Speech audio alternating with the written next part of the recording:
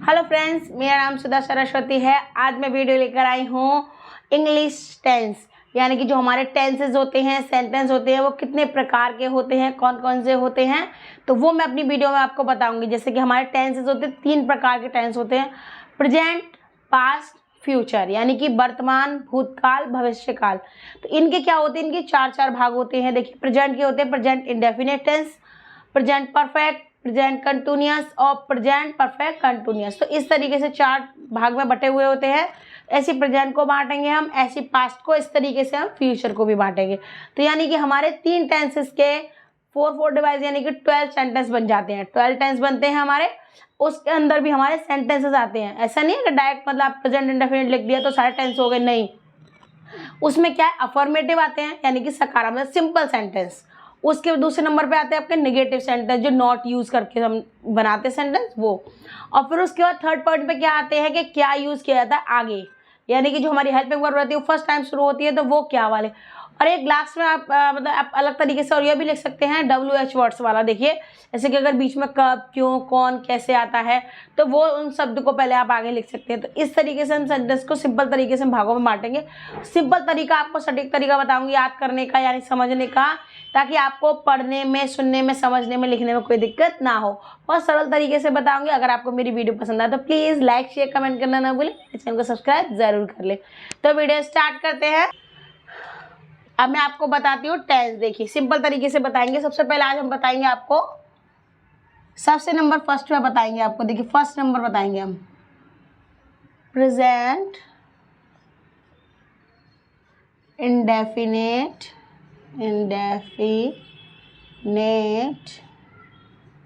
Tense. देखिए, अब ये हमारे सबसे पहला भाग है। जैसे आपको मैंने बताया प्रेजेंट इंडेफिनिट, प्रेजेंट, तो वहाँ क्या है, प्रेजेंट के पास्ट आएंगे उसके 4 बन जाएंगे, फ्यूचर आएंगे तो उसके 4 भाग बन जाएंगे। ठीक है, तो ध्यान समझिएगा, सिंपल वे से आपको समझाऊंगी। देखिए, प्रेजेंट इंडेफिनिट टेंस। अब हम क्या करेंगे, सबसे पहले आप देखिए कि टेंस हमें पता कैसे चलेगा कि कौन सा टेंस है। तो हमको क्या करना होता है, सबसे पहले हमें क्या करना होता है, उसकी पहचान पता करनी होती है। पहचान कि उसकी पहचान क्या है, क्योंकि जब तक आपको पहचान नहीं पता होगी उसकी, तब तक आप कोई चीज़ समझ में ही नहीं आएगा कि टेंस कौन सा। जब समझ में नहीं आएगा तो आप करेंगे कैसे, ये तरीका होता है। तो आप देखेंगे, आप प्रेजेंट इंडेफिनिट टेंस का सबसे पहले हम क्या देखेंगे, इसकी पहचान देखेंगे। देखिए, छोटे छोटे तरीके से बताऊंगी, ज़्यादा बड़ा नहीं लिख के बताऊंगी, जो आपको याद हो जाएगी इसी तरीके से। देखिए, सबसे पहले हम इसकी पहचान देखेंगे। तो पहचान क्या होता है, देखिए, जो हिंदी के वाक्य होते हैं हमारे, यानी कि सेंटेंसेस होते हैं, जैसे वह आता है, वह जाता है, वह खाता, तो ये क्या होते हैं, हमारे हिंदी के वाक्य होते हैं। ठीक है, इसी प्रकार देखिए, वाक्य के अंत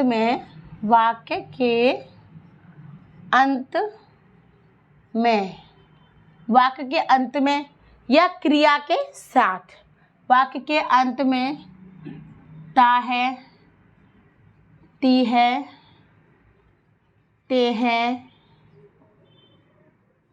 और ती हूँ।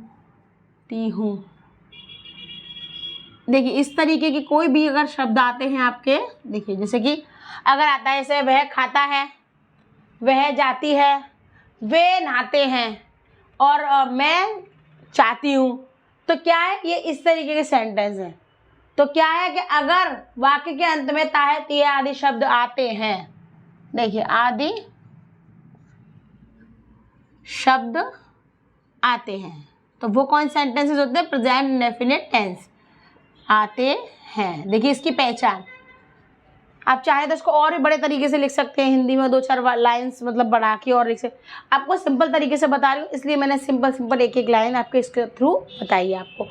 अब उसके बाद देखिए, हम सबसे पहले आप यहाँ पर सबसे इसका पॉइंट नंबर 1 देखेंगे। इसका पॉइंट नंबर 1 क्या होता है, अफर्मेटिव। अब देखिए, पहचान तो आपने देख ली, अफर्मेटिव देखेंगे हम। देखिए, अफर्मेटिव क्या होते हैं, सकारात्मक। ठीक है, यानी कि आप एक तरह से जब प्लस माइनस होते हैं ना, इस तरीके से सिंपल सेंटेंसेस होते हैं। तो सिंपल सेंटेंस होते हैं। अब हम सबसे पहले क्या करेंगे, इसका स्ट्रक्चर बनाएंगे। क्या बनाएंगे, इसका स्ट्रक्चर बनाएंगे। अब देखिए, सबसे पहले हम यहाँ लाएंगे आपको, देखिए, सबसे पहले लाएंगे इसका स्ट्रक्चर का मतलब क्या होता है, इसका रूल्स, यानी कि हमें क्या क्या इसमें कैसे इस्तेमाल किया जाएगा, क्या क्या वर्ड्स होंगे, तो वो मैं आपको बताऊंगी। ठीक है, तो आप ध्यान से समझिएगा, बहुत सिंपल तरीके से आपको बताते हैं। देखिए, सबसे पहले हम क्या लिखते हैं, सब्जेक्ट, ठीक है। प्लस देखिए यहाँ पर क्या है कि सबसे पहला जो सेंटेंस होता है इसमें is, am, are, you, have, sorry has, have, did, do, does, ऐसा कुछ भी नहीं आता यहाँ पर। विल, विड कुछ भी नहीं आएगा। यहाँ डायरेक्ट आती है, वर्ब आती है। क्या आती है? डायरेक्ट, यानी कि जो हमारी क्रिया होती है। तो डायरेक्ट हम इसके बाद लिखते हैं वर्ब, ठीक है। और देखिए प्लस एक चीज ध्यान रखिए, इसमें एस या ई एस और आता है, सिंपल सेंटेंस में आता है खाली, इसके जो अफर्मेटिव है उसमें आता है। देखिए उसके बाद क्या आता है हमारा ऑब्जेक्ट, यानी कि उद्देश्य जो होता है हमारा, कि क्या उद्देश्य वो, और प्लस अदर वर्ड्स, यानी कि जो एक्स्ट्रा में बच जाते हैं तो वो यहाँ लिख दिए जाते हैं, नहीं होते हैं तो नहीं लिखते हैं। तो ये देखिए ये इसका होता है स्ट्रक्चर। सब्जेक्ट उसके, यानी सब्जेक्ट माने क्या होता है हमारा विषय, ठीक है। सब्जेक्ट हो गया हमारा, फिर वो वर्ब माने हो गया क्रिया, और यह सॉरी सब्जेक्ट माने यहाँ पर कर्ता लगाते हैं, हाँ। क्रिया, ऐसे यस, उद्देश्य और अन्य शब्द, ठीक है, हिंदी में भी समझिए। अब इसके बाद हम देखिए इसका एग्जाम्पल बताते हैं आपको। सबसे पहले हम देखिए, अभी देखिए अफर्मेटिव बताया मैंने किस तरीके इसका स्ट्रक्चर बनता है। अब हम इसका एग्जाम्पल बताएंगे आपको। देखिए इसका पहला एग्जाम्पल हम बताएंगे, वह बाजार जाता है। ता है आ रहा है पीछे सेंटेंस में, ध्यान दीजिए। देखिए वह बाजार जाता है। हम इस सेंटेंस को समझेंगे, वह बाजार जाता है। तो देखिए यहाँ ता है, ता है, ता है। आप इसको देखेंगे, हम इसको चेक करेंगे। देखिए ता है, यहाँ पर भी आ रहा है। तो अब हम क्या करेंगे, देखिए सब्जेक्ट, सब्जेक्ट इसमें क्या है, वह। तो सबसे पहले नंबर पे आता है वो हमारा सब्जेक्ट होता है ज़्यादातर, ठीक है। इसलिए ये है, वह, ये, वो, राम, श्याम, नाम, काम, इस तरीके से गंगा लिखा होगा, जमुना, कोई भी चीज़ ऐसी लिखी होती है तो वो हमारा सब्जेक्ट कहलाती है। क्या कहलाती है? वो हमारा सब्जेक्ट कहलाती है। अब हम देखिए वह बाजार जाता है, तो कंफर्म हो रहा है कि लड़का है, मतलब लड़का है, आदमी है, जो भी है। तो हम देखिए बॉय या जेंट्स के लिए क्या लगाते हैं, वह की स्पेलिंग ही, ठीक है। अब क्या है वर्ब, वर्ब क्या होती है हमारी, जाता। तो जाता की, जाने की क्या होती है हमेशा, गो होती है। क्या होती है? गो। अब देखिए इसमें एस या ई एस लगेगा, तो अब हम कैसे कंफर्म होगा, हमें से पता कैसे चलेगा इसमें एस ई एस लगा? ऐसे पता चलेगा वॉवेल्स क्या होते हैं, ए, ई, आई, ओ, यू वॉवेल्स होते हैं। तो अगर उन वॉवेल्स में लास्ट में कोई वॉवेल्स का शब्द आ रहा है तो उसके पीछे डायरेक्टली ई एस लगता है। क्या लगता है? E S, E S, goes. ये वाला पूरा पार्ट खत्म हो गया। अब क्या है? उद्देश्य, यानी कि ऑब्जेक्ट। तो वह जाता है, डायरेक्ट होगा तो कहाँ जा रहा है पता ही नहीं है आपको, यानी कि ऑब्जेक्ट हमें पता नहीं है, लेकिन इसमें बता रहा है कि वह बाजार जा रहा है, तो कंफर्म हो रहा है वह बाजार जाता है। तो ये हमारा हो गया ऑब्जेक्ट। क्या हो गया? तो गोज टू मार्केट, मार्केट माने बाजार। देखिए he goes to market. Other words उसमें कोई है नहीं है तो हम नहीं लिखेंगे, अगर होगा तो उसको लिख देंगे इसके आगे, ठीक है। जैसे कि कल लिख दिया, आज लिख दिया, यस्टरडे, टुमारो लिखना होता तो हम इसको आगे लिख देते हैं। अब इसी का एक दूसरा सेंटेंस और बताते हैं आपको। इसका दूसरा सेंटेंस हम आपको बताएंगे कि हम उसका इंतजार करते हैं। देखिए हम उसका इंतजार करते हैं। अब देखिए ते हैं आ रहा है, ते हैं ये रहा, ठीक है। तो ये ध्यान से समझने का है आपको कि हम उसका इंतजार करते हैं। तो हम का मतलब सीधे समझिए, हम आता है, हम हो, मैं अगर आएगा तो आई लगा, हम है तो हम में क्या हो जाता है कि हम में क्या कहते हैं, एक से ज़्यादा लोग हो जाते हैं, जैसे 2 हो गए, 3 हो गए। कभी कभी ऐसा होता है हम मैं लगाते, मैं, मेरी, तो इसमें एक लगाएंगे, लेकिन हम लगाएंगे तो जैसा करें हम उसका इंतजार करते हैं, तो यानी कि हम लोग हैं, बहुत सारे लोग बैठे हुए, हम किसी का इंतजार कर रहे हैं, तो क्या सेंटेंस बोलेंगे हम उसका इंतजार करते हैं। अब देखिए हम की स्पेलिंग हम क्या लगाएंगे यहाँ पर, वी। क्या लगाएंगे? वी। और देखिए इंतजार करते हैं, इंतजार करना की होती है वेट। क्या होती है? वेट। तो यहाँ पर ध्यान दीजिएगा, इसमें वेट है तो यहाँ पर क्या है, यहाँ पर एस या एस का यूज कुछ भी नहीं किया जाएगा, ये सिंपल तरीके जैसा है वैसा लिख दिया जाएगा, वेट, वेट, ठीक है। वेट फॉर, यानी कि उसका, किसका? उसका इंतजार कर रहे हैं ना, तो इसमें लिख देंगे वेट फॉर, यानी करते हैं। देखिए करते हैं लिखा हुआ है ना, तो यहाँ पर फॉर लगेगा, फॉर हिम। देखिए, वी वेट फॉर हिम, हम उसका इंतजार करते हैं। तो इसी प्रकार में आपको इसके निगेटिव और इंटरोगेटिव बताया, तो आपको आप निगेटिव बता देती हूँ आपको।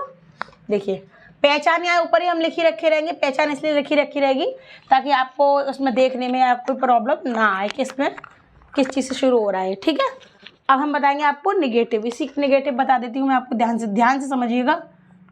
थोड़ा सा वर्ड्स चेंज हो जाते हैं और तरीका भी थोड़ा सा चेंज हो जाता है। देखिए, नेगेटिव,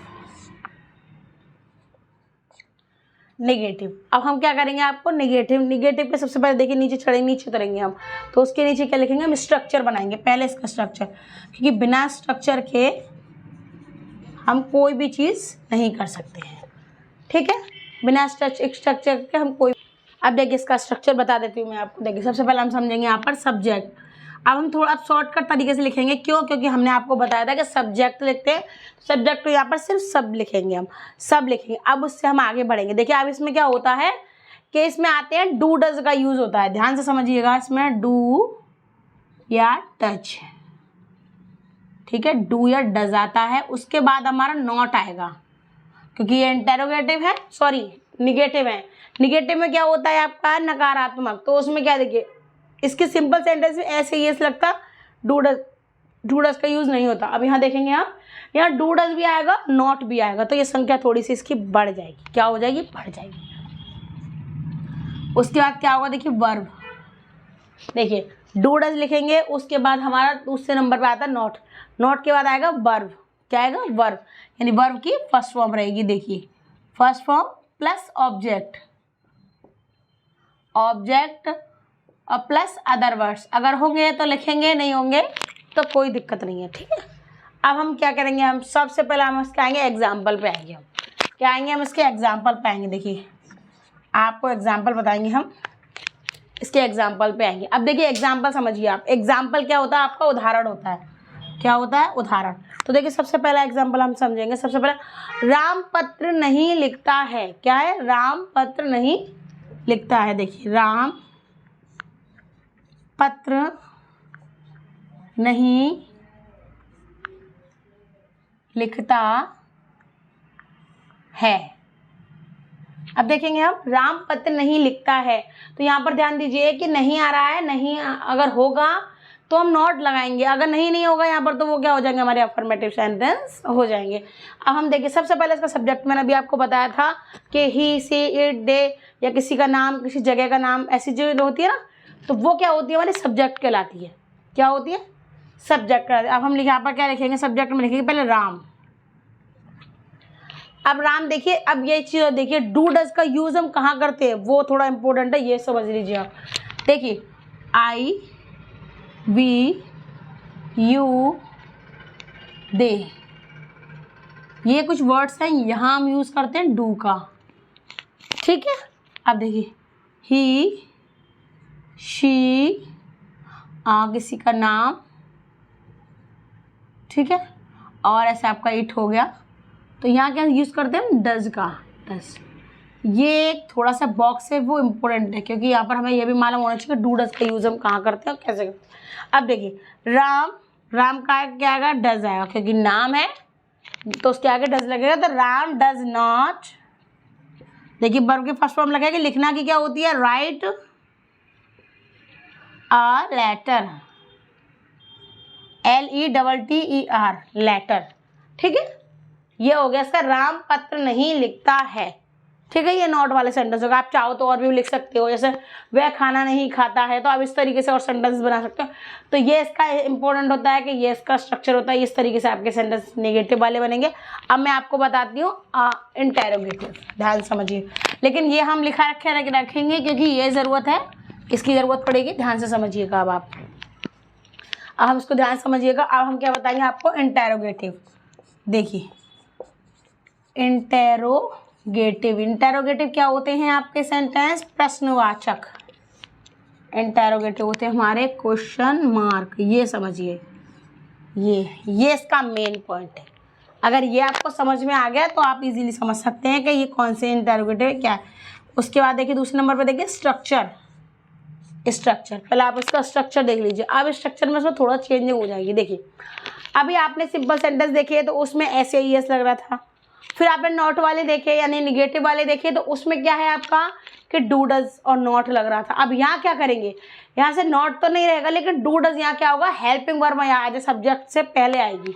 देखिए इसका स्ट्रक्चर देखिए, थोड़ा इंपॉर्टेंट है, इसको ध्यान समझिएगा। डू या डज, फिर आएगा आपका सब्जेक्ट, ठीक है। अब देखिए इसमें इंटेरोगेटिव है, मैं आपको इंटेरोगेटिव निगेटिव और या इंटेरोगेटिव दोनों सेंटेंस साथ में समझाऊंगी, सिंपल तरीके से समझाऊंगी, ध्यान से समझिएगा। देखिए अभी हमारा इंटेरोगेटिव सेंटेंस, ये जगह हम थोड़ी सी खाली रखेंगे, ठीक है, वो मैं आपको अभी बताऊंगी इसके क्या करा जाएगा, ठीक है। डू डज होगा, सब्जेक्ट लिखेंगे। अब उसके बाद क्या आ जाएगा आपका, वर्ब आएगा। क्या आएगा, वर्ब की फर्स्ट फॉर्म आएगी प्लस वर्ब की first form and plus object. Structure वही रहता है, बस थोड़ा सा आगे से थोड़ा चेंजिंग हो जाती है। ये चीज़ इतना ऐसा चेंज होता है, वर्ब ऑब्जेक्ट सेम रहते हैं, बाकी अदरवाइज चीज़ें चेंज हो जाती है। अब देखिए ये स्ट्रक्चर तो आपका किस चीज़ का हो गया, ये स्ट्रक्चर हो गया आपका इंटेरोगेटिव का। किसका हो गया, इंटेरोगेटिव का। लेकिन अगर यहाँ पर हम नॉट लिख देते हैं, नॉट लिखेंगे, देखिए नॉट लिखेंगे तो आपका इंटेरोगेटिव निगेटिव हो जाएगा। देखिए इसलिए अब मैं इसी में एक ही में लिख रही हूँ कि अगर नॉट होगा, नॉट भी होगा और हेल्पिंग वर्ब पहले आ रही होगी तो वो होगा इंटेरोगेटिव निगेटिव। लेकिन नॉट नहीं होगा, सिर्फ हेल्पिंग वर्ब पहले आ रही होगी तो वो आपका होगा इंटेरोगेटिव। तो ये दो तरीके, दोनों चीज़ आपको एक ही सेंटेंस समझा दिया मैंने, एक ही स्ट्रक्चर में समझा दिया, ठीक है। अब हम इसको अभी देखिए, हम क्या पता आपको एग्जाम्पल बता देते हैं आपको, ठीक है। एग्जाम्पल बता देते हैं आपको। एग्जाम्पल में क्या बताएंगे आपको, देखिए क्या लड़का रोता है, देखिए इसको समझिए। क्या लड़का रोता है, इसका क्वेश्चन मार्क लगेगा क्योंकि क्या पहले लगा हुआ है। क्या, क्यों, कैसे, अगर आगे पीछे कहीं भी आया तो उस सेंटेंस में हमेशा क्वेश्चन मार्क लगता है, ये ध्यान रखिए। क्या लड़का रोता है, तो लड़के की क्या होती है, देखिए लड़का होता है बॉय। क्या होता है, बॉय। देखिए तो हम यहाँ पर लिखेंगे द बॉय, ठीक है। अब एक चीज़ सबसे पहले ऐसा है कि पहले हमने इसलिए सब्जेक्ट लिखा है कि हेल्पिंग वर्ब पता चले कि क्या आएगी। तो द बॉय है, जैसे कि मैंने आपको बताया, नेम होगा या मतलब इस तरीके से नेम, जैसे एनिमल्स का नेम, बच्चों का नेम, नेम में ये सारी चीज़ें आ जाती हैं, ठीक है।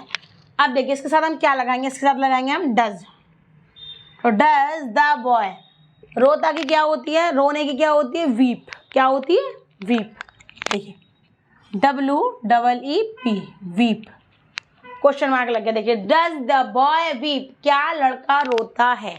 तो ये सेंटेंसेस आपका बनेगा इंटेरोगेटिव, ठीक है, इंटेरोगेटिव बनेगा। अब देखिए अब मैं आपको इसी का एक इंटेरोगेटिव निगेटिव वाला और बता देते हैं। एक सेंटेंस देखिए, क्या सोहन नहीं सोता है। देखिए क्या सोहन नहीं सोता है, ध्यान समझिएगा। क्या सोहन नहीं सोता है, सोने की हो गई स्लीप, नहीं का नॉट, सोहन का क्या, और डू डज में क्या लगेगा वो सेंटेंस आपको बताऊंगी। अब देखेंगे आप सबसे पहले देखेंगे सोहन, मैंने आपको बताया पहले सब्जेक्ट लिख लीजिए, थोड़ी सी आगे जगह छोड़ दीजिए। सोहन के साथ क्या आएगा, डज, सोहन। उसके बाद लिखेंगे हम नॉट, देखिए ये रहा, डू डज हो गया, सब्जेक्ट हो गए, यहाँ पर नॉट होगा तो लगाएंगे, नहीं होगा नहीं, इसमें नहीं था तो हमने नहीं लगाया, इसमें था तो हम लगाए। उसके बाद क्या है, सोता, सोने की क्या होती है आपकी, स्लीप। क्या होती है, स्लीप, SLEEP, स्लीप। देखिए सॉरी, देखिए क्या होती है, स्लीप। तो ये आपका हो गया, आपका देखिए ये हो गया आपका इंटेरोगेटिव, ठीक है। ये आपका हो गया इंटेरोगेटिव और नेगेटिव, ध्यान समझिए। इस तरीके से मैंने आपको मतलब दो ये अलग अलग, आप इसको अलग भाग में बांट सकते हैं, इंटेरोगेटिव और एक अलग से इंटेरोगेटिव निगेटिव।